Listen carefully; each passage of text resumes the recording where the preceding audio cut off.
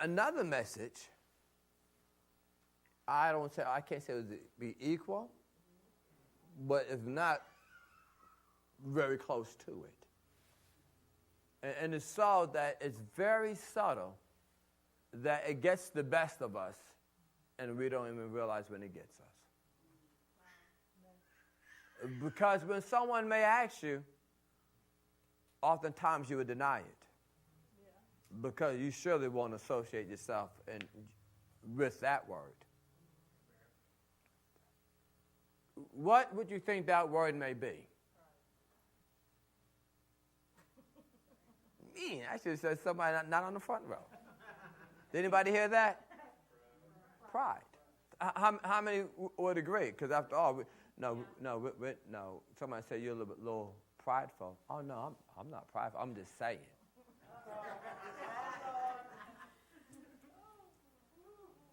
You know, I'm not prideful. When I'm just speaking my mind, I'm just saying. I can't help you don't like how I said it.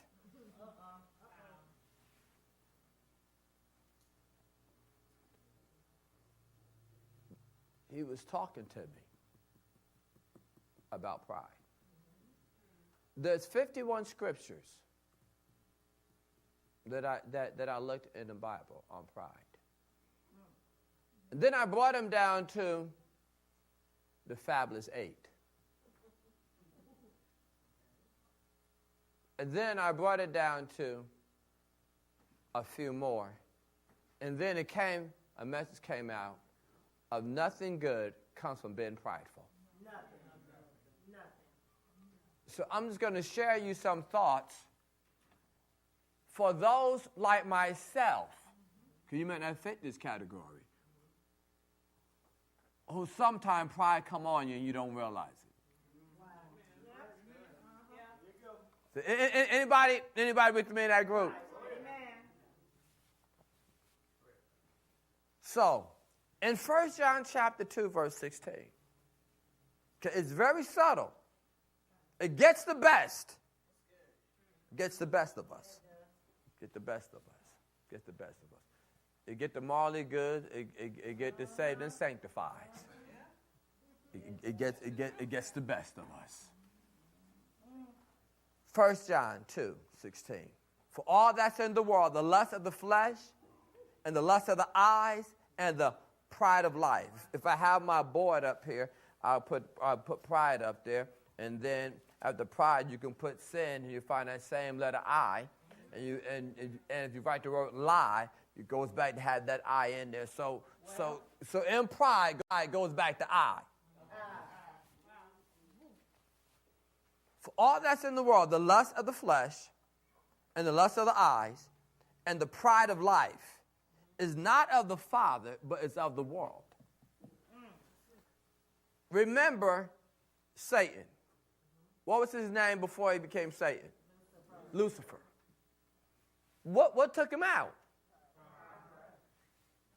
So you know it got to be very subtle. Very, very subtle. You don't see it coming on you. It just grabs you. Gets all in your speech. Get all in your attitude and your actions. Is it different from being confident and cocky? Is it different from walking in true humility and false humility? You know, you could be just as prideful, loud, like somebody's prideful, quiet. Because there's quiet, prideful people. So it has nothing to do, you could be like, I ain't going to say nothing. Just as prideful because you need to be speaking up. No, I'm just going to watch. Wow. Who's going to watch? I'm going to watch. Because, why you say something? Well, I said something before. And they didn't take my advice. So I choose not to say anything. Again. Just comes get you. So subtle. So subtle. Maybe I got my feelings hurt because my wisdom was rejected. So now I decided, instead of asking, my help come from the Lord, I decided this is a decision I am going to make. Because I am going to put the stiff arm out and protect myself. Because I don't like being hurt. Who does? But when my help comes from the Lord, but I got to preserve my own flesh. The pride of life. That thing's so subtle. We think we're making wise decisions, and we're really making prideful decisions. Are you there? Oh, yes. Kenise, if it gets to even teenagers, Kenise, not only the adults, it gets the teenagers. It gets them too. It gets them. It gets them. One child said, well, Mom and Dad say we should do A, B, C, and D. No, I'm not doing that. They didn't tell me. I ain't going to listen to you. Gets them too. Parents tell the children, A, B, C, and D. They don't say nothing. They don't say nothing, but they decide I'm going to do what I'm going to do. It gets the preteens. It gets the little ones. It gets everybody. It gets everybody. You don't have to teach a baby to be bad. No. No, you do not. I teach them to be bad. No, you do not. They come out. Good God. I teach them to be bad. No. You don't got to teach them to be disobedient. No, they come out with that. You got to teach them how to be good. Think about it. You don't teach little Johnny, little Sally to be bad. Once the emotions start going, you say, they start to stretch it out. You got to say, oh, you got to, whoa, up, here it comes. From cookie. All right, the fun's over. Because they show you, I don't like what you just told me to do.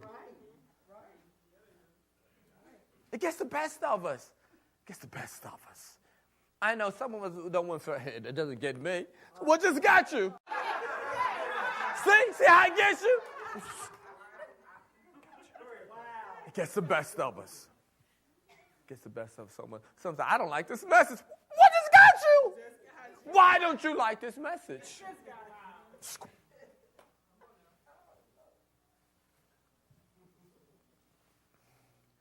James says, don't forget the pride of life, it's not of the Father, but of the world. James says in verse 6 and 7, wherefore, therefore, whoever wants to be a friend of the world makes himself an enemy of God. But he gives grace, but he gives more grace. Therefore, God resists the proud, but gives grace to the humble. So submit to God, yield. Resist the devil, and he will flee from you. God resists the proud.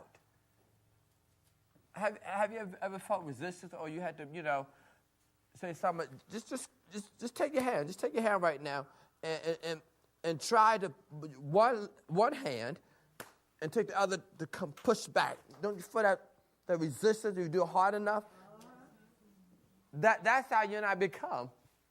When God trying to tell me, and He said, I resist the proud. You're still trying to go on your way and go like, no. Oh. You still trying, like, no, you just wait, you still trying, like, Wow. How many, you in pass, you move God's hand, so to speak, and you just did it anyway. And what, old folks say, okay, you're going to recognize you're going to hit your head side the wall, then you're going to realize. It's subtle. Subtle. Comes in your prayer, you don't realize it. Comes in your fasting, you ain't careful. That man look at that man praying and say, well, I fasted twice a week. I pay my tithe. That man didn't get his answer. Why didn't he get his answer? Pride. Now, I understand why so-and-so got it. But why so-and-so got it? Huh? I do more than they do for the kingdom. Mercy. No, you don't understand. Because I've been doing all this, you might want to lower that down. Because last time I looked around here, only about 2 people help other than me, other than yourself and your wife. So you might want to be nice to me.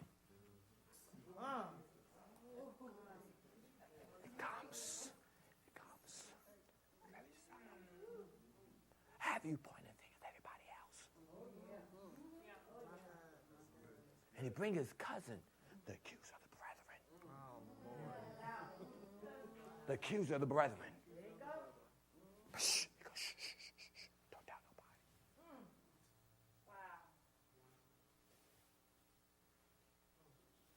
But he's been exposed today. That's right. When pride comes, shame comes, pride comes, contention. What is that, Pastor? Well, in New King James Version says, but by pride comes nothing but strife. New King James makes it real clear for you. But the relevance is wisdom. The Message Bible says, the arrogant, the know-it-all stirs up discord. Like you're stirring up a cake. Stir up discord. But wise men and women listen to each other's counsel. Proverbs 29. A man's pride bring him low. But honor shall uphold the humble in spirit.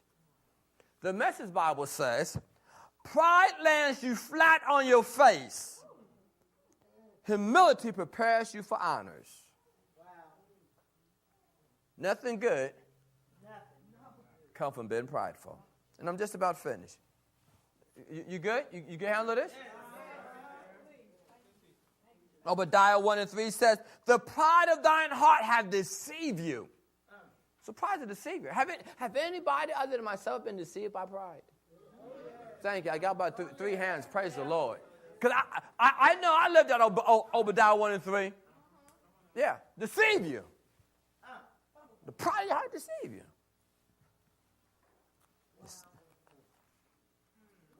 Proverbs 16. Pride go before destruction, and a haughty spirit before a fall.